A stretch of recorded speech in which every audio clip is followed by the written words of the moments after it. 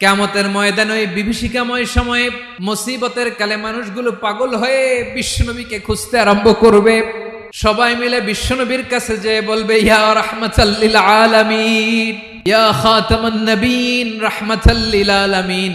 দেখেন আমাদের কি অবস্থা, কি কঠিন বিপদে আমরা আছি, দাঁড়াতে পারি না, সূর্যের আলোতে ঘেমে হয়রান।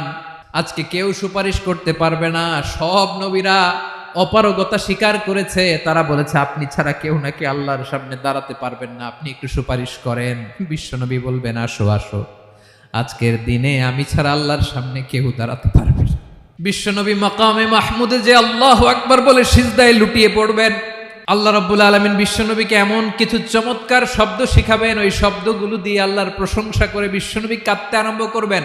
বিশ্বনবী এমন ভাবে অজর দ্বারায় সিজদায় লুটিয়ে পড়ে কাঁদবেন, রব্বুল আলামিনের রহমতের দরিয়ায় জোশ লেগে যাবে।